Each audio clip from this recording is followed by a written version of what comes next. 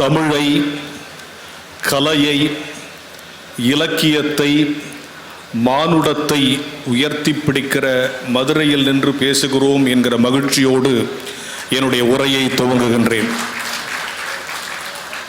இங்கே முகவுரை ஆற்றி சென்றிருக்கிற மாவட்ட ஆட்சித் தலைவரினுடைய நாவிலே தமிழ் ஆட்சி செய்ததை நினைத்து இன்னும் கூடுதல் மகிழ்ச்சி அடைகிறேன். இங்கே எனக்கு முன்னால் மிக அற்புதமாக எங்களுக்கு முன்னால் ஒரு கலை விருந்து வழங்கிய அருமை சகோதரி 2 முறை சொன்னார், இந்த பட்டியலில் என் பெயர் இல்லை, இந்த பட்டியலில் என் பெயர் இல்லை என்று. ஒரு சிறந்த வாழ்க்கை என்பது நம் வாழ்க்கை ஒரு புத்தகமாக்கும்படியான வாழ்க்கை வாழ்ந்து விட வேண்டும், அல்லது வாழ்நாளில் நாமாவது ஒரு சிறந்த புத்தகத்தை எழுதிவிட வேண்டும். அருமை சகோதரி பல புத்தகங்களில் இடம்பெற்றிருக்கும் போது இந்த பட்டியலில் இடம்பெற வேண்டியது அவசியமே இல்லை என்பதை அவர்களுக்கு சொல்ல வேண்டும் என்று நினைத்தேன். கிளம்பி போய்விட்டார்கள். புத்தக கண்காட்சி தமிழக அரசால் ஊருக்கு நடைபெறுகிறது. ஏன் நடைபெறுகிறது? எல்லாரும் நல்லா படிக்கணும். இப்போ படிக்கிறது குறைஞ்சு போச்சு. படிக்கிறது குறைஞ்சு போச்சுன்னா சில பையன் சொல்கிறான், ஏன் சார் குறைஞ்சு போச்சு? நாங்கள் செல்லில் படிக்கிறோம், நெட்டில் படிக்கிறோம், இன்ஸ்டாகிராமில் படிக்கிறோம், எல்லாத்துலேயும் படிக்கிறோம். புக்கில் படித்தா தான் அது படிப்பா? புக்கு வாங்குன்றீங்களே. கலெக்டர் அழகாக சொன்னார், 2 பக்கமும் தின்பண்டமாக இருக்குது, நடுவில் நாங்கள் பேசுகிறோம். நீ இந்த பக்கம் பார்க்கக்கூடாது, இந்த பக்கம் போட, இங்கே கேட்டுட்டு அங்கே போயிடணும். அதுக்கு தான் ஏற்பாடு. இங்கே பேச்சை கேட்டுட்டு அங்கே புக்கு வாங்க போயிடணும் இல்லையா? ஏன் புத்தகம் வாங்கி தான் படிக்கணுமா? நம்ம செல்லில் படிக்கிறோம், கம்ப்யூட்டரில் படிக்கிறோம், நெட்டில் படிக்கிறோம், அதுவும் வாசிப்பு தானே.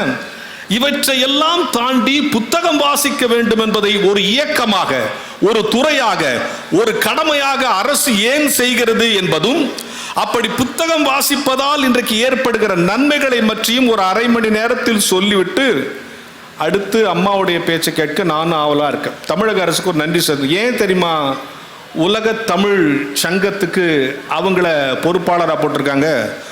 உலகமெல்லாம் போய் தமிழ் சொல்லுகிறவர்கள் தான் அந்த உலக தமிழ் சங்கத்தில் உட்கார வேண்டும் என்று தமிழக அரசு நினைத்து ஒரு கலைப்பா வந்திருக்காங்க. இப்போ என்னன்னா, அவங்க பிரீத் பண்ற வரைக்கும் நான் பேசிட்டு அவங்க உற்சாகமானவன நான் முடிச்சுட்டு அவங்கள விட்டுருவேன். ஏன் புத்தகம் வாசிக்கணும்? இப்போ செல்லில் நெட்டிலெல்லாம் வாசிக்கிற வாசிப்பு இருக்கு இல்லையா? அதுவும் வாசிப்பு தான். ஆனால் புத்தகத்தில் வாசிக்கிற வாசிப்பு இருக்கு பார்த்தீங்களா? அது கற்பனையை, அவரவர்களுடைய அறிவு வளர்ச்சியை, கற்பனை வளர்ச்சியை தோன்றும். நீங்கள் பொன்னியின் செல்வம் படம் வர வரைக்கும் உங்க வந்தியத்தேவன் வேற, என் வந்தியத்தேவன் வேற இல்லையா? நாம படிக்கும் போது நம்ம கற்பனை பண்ணிக்கிற வந்தியத்தேவன், என் வந்தியத்தேவன் வேற, உங்கள் வந்தியத்தேவன் வேற. இப்ப பொன்னியின் செல்வன் வந்த பிறகு வந்தியத்தேவன் அதான் ஞாபகம் வருது. எனவே புத்தகம் வாசிக்கும் போது நம்முடைய கற்பனை உலகம் விரிந்து கொண்டே போகும். அது அறிவை வளர்க்கும் என்பதற்காகத்தான் நீ நெட்ல வாசித்தாலும் சரி, புத்தகம் வாசி. அப்படி புத்தகம் வாசிக்கிற பொழுது உன்னுடைய கற்பனை வளரும் என்பது முதல் செய்தி. இன்னைக்கு இருக்கிற நம்ம நாட்டில், நம்ம நாட்டினுடைய முதலமைச்சர்களை எல்லாம் நாம் பட்டியலெடுத்து பார்த்தோம் என்று சொன்னால் வாசிப்பதை முதன்மையாக்கியவர்கள். ஒரு முறை பிரதமர் நேரு சென்னையில் இருக்கிறார். திடீர்னு ஒரு புத்தகம் வாசிக்கணும்னு அவர் யோசிக்கிறார். ஒரு புத்தகம் தேவை. அந்த புத்தகம் எங்கே கிடைக்கும் அப்படின்னு கேட்குறாங்க. ஒன்று சென்னையில் பெரிய புத்தக கடை இக்கின் பாத்தம்ஸ். அந்த இக்கின் பாத்தம்ஸ்க்கு சொல்லி அனுப்புகிறாங்க, அந்த புத்தகம் இருக்கா கேளுங்க. அங்கே சொல்கிறாங்க 2-3 பிரதிகள் தான் இருந்துச்சு, எல்லாம் வித்துருச்சு. ஒரு பிரதி அறிஞர் அண்ணா வச்சிருக்காரு. உடனே அறிஞர் அண்ணா கிட்ட போய் கேட்குறாங்க, இந்த புத்தகம் பிரதமருக்கு வேணும், கொஞ்சம் கொடுங்க, படிச்சுட்டு கொடுத்துருவார்னு கொடுத்து அமிச்சாங்க. அடுத்த நாளே கொடுத்துட்டாரு. அப்போ சுற்றி இருந்தவங்களும் இவ்வளோ பெரிய புத்தகத்தை ஒரே ராத்திரியில் எப்படி படிச்சிருப்பாரு அப்படின்னு தயங்கி ஒருத்தர் அவர்கிட்டயே கேட்டார், இந்த புத்தகத்தை எப்படிங்க படித்து முடிச்சிங்கன்னு. அப்போது பிரதமர் நேரு சொன்னார், இந்த புத்தகத்தை நான் எனக்கு முன்னால் பேரறிஞர் அண்ணா படிச்சிருக்காரு, அவர் எந்தெந்த இடத்தெல்லாம் அண்டர்லைன் பண்ணி வச்சிருக்காரோ அந்த இடத்த மட்டும் படித்தேன், இந்த புத்தகம் படித்த திருப்தி எனக்கு வந்துருச்சு. ஒரு வாசிக்கிற பிரதமர், ஒரு வாசிக்கிற முதல்வர் இருந்த தலைமுறையில் வந்த நாம் வாசிக்க வேண்டும் என்பது மிக மிக முக்கியமான ஒன்று. இன்னைக்கு என்னன்னா, ஊடகங்கள் அட்ராக்ஷன். நான் ஒன்று கேட்குறேன், கோச்சுக்காதீங்க. நீங்கள் எல்லாம் டிவி சீரியல் பார்ப்பீங்களா? எல்லாம் ரொம்ப நல்ல பிள்ளைங்க மாதிரி அமைதியாக உட்காந்துக்கணும். சில பேர் சொல்லுவாங்க, நான் பார்க்க மாட்டேன் சார், எங்கள் வீட்டில் பார்ப்பாங்க, நான் போகும்போது வரும்போது அப்படி பார்ப்பேன். ஒரு அம்மா சொல்லுவேன், நான் அந்த ஒரு சீரியல் மட்டும் பார்ப்பேன் சார், ஏன் அவளுக்கு என்ன கெதியாவது நான் ஆகணும், அது வரைக்கும் நான் பார்ப்பேன். எல்லாரும் பார்க்குறோம், வேறு வழி கிடையாது. இப்போ ஒரு சின்ன கேம் வச்சுக்கலாமா? நான் ஒரு 5 டைலாக் சொல்கிறேன், இல்லைனா ஒரு 5 ஸ்டேட்மெண்ட் சொல்கிறேன். நான் சொல்கிற 5 டைலாக்கும் 5 ஸ்டேட்மெண்ட்டும் நீங்கள் பார்க்குற சீரியலில் வரலன்னு நீங்கள் சொல்லிட்டீங்கன்னா உங்களுக்கு 5000 ரூபா ப்ரைஸு. சரியா? நான் ஒரு 5 டைலாக் சொல்கிறேன், ஒரு 5 ஸ்டேட்மெண்ட் சொல்கிறேன். நான் சொல்கிற 5 டைலாக்கும் நீங்கள் பார்க்குற சீரியலில் வரலன்னு நீங்கள் சொல்லிட்டீங்கன்னு வச்சுங்களேன், உங்களுக்கு 5000 ரூபா ப்ரைஸு. சொல்லவா? நம்பர் 1, அந்த குடும்பத்தை நான் பிரிக்காமல் விட மாட்டேன். நம்பர் 2, 1000 ரூபா போயிடுச்சான் ஒருத்தர் சொல்கிறாரு. நம்பர் 2, அந்த கல்யாணத்தை நான் நிறுத்தாமல் விட மாட்டேன். 2000 போச்சா? மீதி கல்யாணம் நடந்துச்சுன்னு வச்சுங்க, அந்த ஃபர்ஸ்ட் நைட்டை நான் தடுத்தே தீருவேன். 3000 போச்சா? மீறி அதுவும் நடந்துச்சுன்னு வச்சுங்க, அந்த கருவை நான் கலைக்காம விட மாட்டேன். 4000 போச்சா? மீறி குழந்தை பத்துச்சுன்னு வச்சுங்க, அந்த குழந்தைய நான் கடத்தாம விட மாட்டேன். இது இல்லாம ஒரு சீரியல் சொல்லு. இல்ல என்ன பொருள்? நம் அனுமதியோடு எல்லா அவலங்களும் நம் வீட்டிற்குள் வந்துவிட்ட நேரத்தில் நம்மை சுத்தப்படுத்துகிற ஒரே கருவி புத்தகம்தான் என்பதை நீங்கள் உணர்ந்து கொள்ள வேண்டும். இன்னைக்கு இருக்கிற சிக்கல் என்னன்னா, ஒரு பரபரப்பான உலகத்தில் வாழ்ந்துட்டு இருக்கிறோம். நாம் எதிலிருந்தும் கற்கலாம். ஏன் இங்க தலைப்பு கொடுத்ததனுடைய நோக்கம் என்னன்னா, வறுமையை ஒழிக்க, வாழ்க்கையில் ஜெயிக்க, எல்லா நேரத்திலும் நம்ம புத்தகம் சொல்லி கொடுக்கிற செய்தி, அறிவாளியாக வேண்டும் இல்ல, பெரிய படிப்பு டாக்டர் ஆகணும் இல்ல, மனிதனாவதற்கே வாசிக்க தேவை. இப்போ பர்வீன் சுல்தானா மேடம் என்ன பார்த்து, அருள் பிரகாஷ் உங்களுக்கு கார் இருக்கா அப்படின்னு கேட்டா, இருந்தா இருக்குன்னு, இல்லைன்னா இல்லைன்றேன். இல்ல, அவங்க என்ன பார்த்து, அருள் பிரகாஷ் உங்களுக்கு சொந்தமா வீடு இருக்கா அப்படின்னு கேட்டா, இருந்தா இருக்குன்னு, இல்லைன்னா இல்லைன்னு. அவங்க என்ன பார்த்து, அருள் பிரகாஷ் உங்களுக்கு அறிவு இருக்கா? ஏன் எல்லாரும் சிரிக்கிறீங்க? இதை கேட்டு தெரிஞ்சுக்கணுமா, பார்த்தாலே தெரியலையான்றீங்களா? ஏன் மற்ற கேள்வி கேட்டால் நம்ம கோச்சிக்க மாட்டோம், ஆனால் அறிவு இருக்கான்னு கேட்டால் நம்ம கோவம் வருது. ஏன் சொல்லுங்க? அறிவு இருக்கான்னு கேட்டேன் 3 காரணம். நம்பர் 1 என்ன தெரியுமா? நம்ம இவ்வளோ நாள் இருக்குன்னு நினச்சிருக்கிறோம், இவங்க இருக்கான்னு டவுட்டாக கேட்குறாங்களே, இது முதல் காரணம். 2வது காரணம் என்ன தெரியுமா? நமக்கு இல்லைங்கிறத கண்டுபிடிச்சிட்டாங்களே. 3வது காரணம் என்ன தெரியுமா? ஆவணங்களால் நிரூபிக்க முடியாத கேள்வி கேட்கும் போதெல்லாம் நமக்கு கோபம் வரும். இப்போ என் வயசு என்ன, பெர்த் சர்டிஃபிகேட் காட்டி நிரூபிச்சிடலாம். நான் என்ன படிச்சிருக்கேன், என்னுடைய குவாலிஃபிகேஷனை காட்டி நிரூபிச்சிடலாம். எங்கள் வீடு இருக்கு, என் அட்ரஸ் ப்ரூஃபை காட்டி நிரூபிச்சிடலாம். ஆனால் எனக்கு அறிவு இருக்குன்னு சர்டிஃபிகேட் கொடுக்க முடியுமா?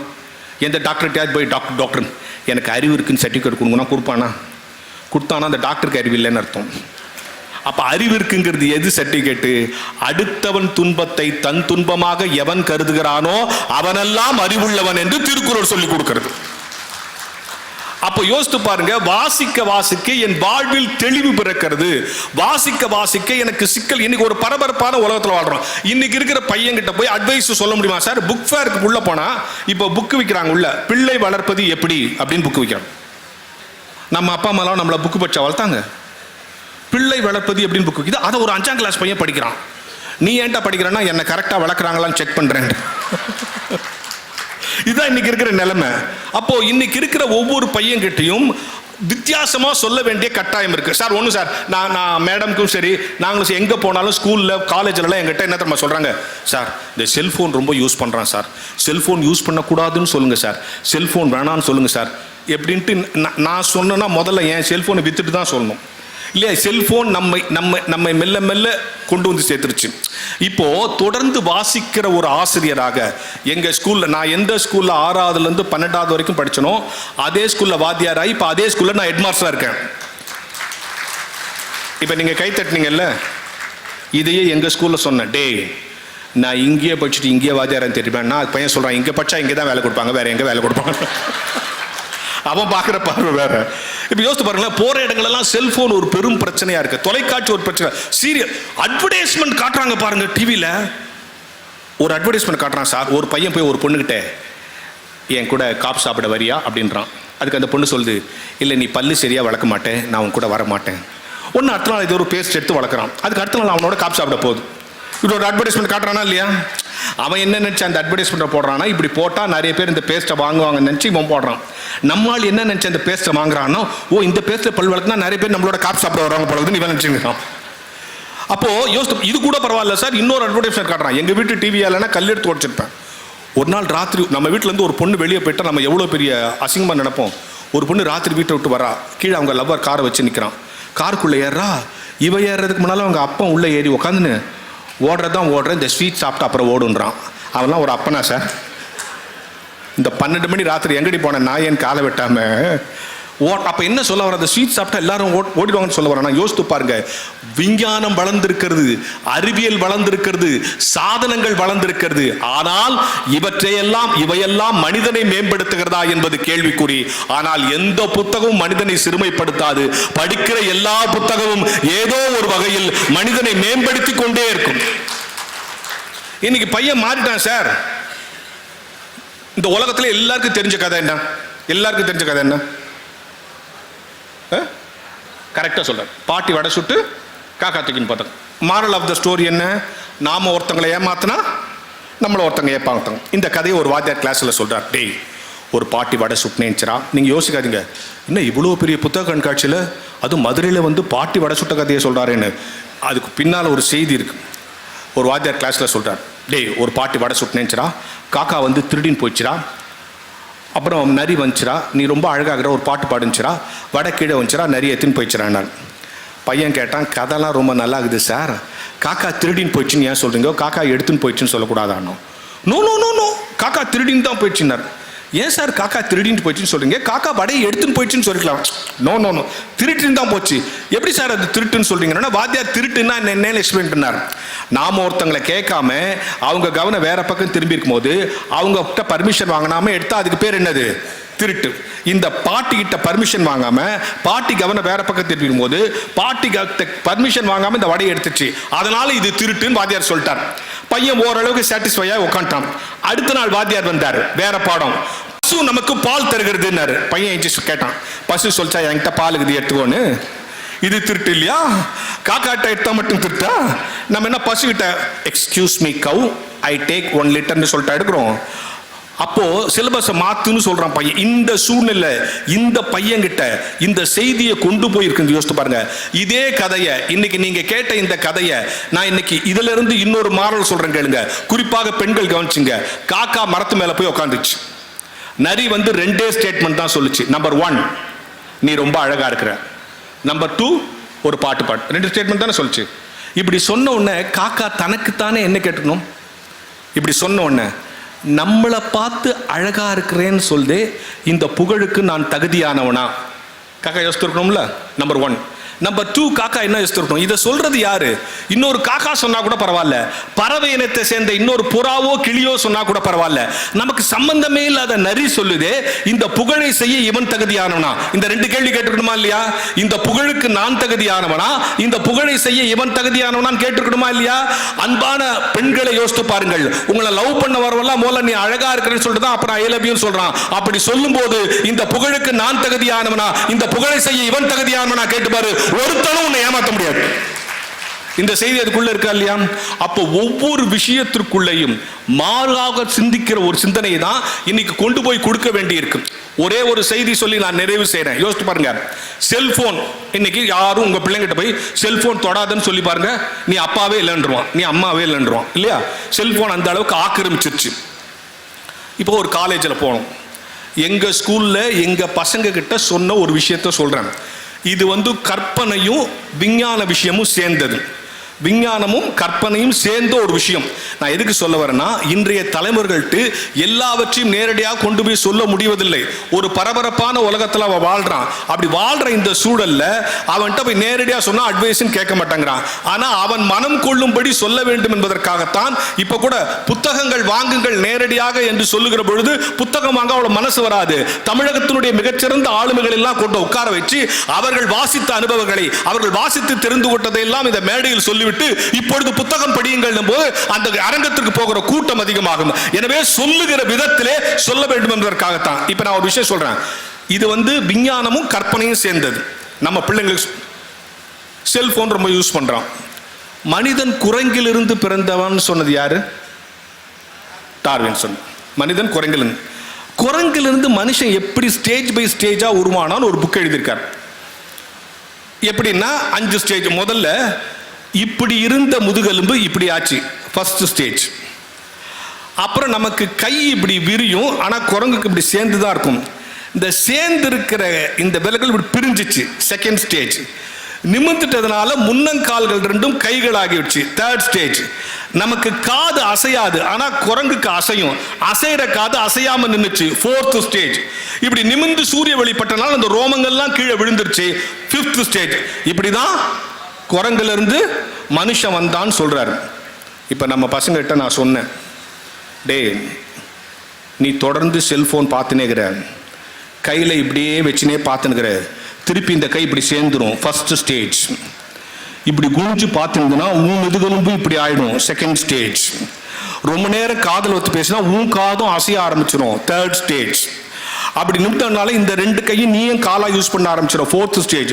போத்திக்கின்னு போனே பார்த்திருந்தா உனக்கும் உடம்பெல்லாம் ரோமம் முழிச்சிடும். Fifth stage. தொடர்ந்து செல்போன் பார்த்தால் மனிதன் மீண்டும் குரங்காகிற ஆபத்து கூட இருக்கு, ஜாக்கிரதையாரு அப்படின்னு சொல்லும்போது ஏத்துப்பானா இல்லையா? இப்படித்தான் எதிலிருந்தும் ஏதாவது ஒரு புது செய்தியை சொல்ல வேண்டிய கட்டாயத்தில் இன்றைக்கு நாம் இருக்கிறோம் என்பதுதான்.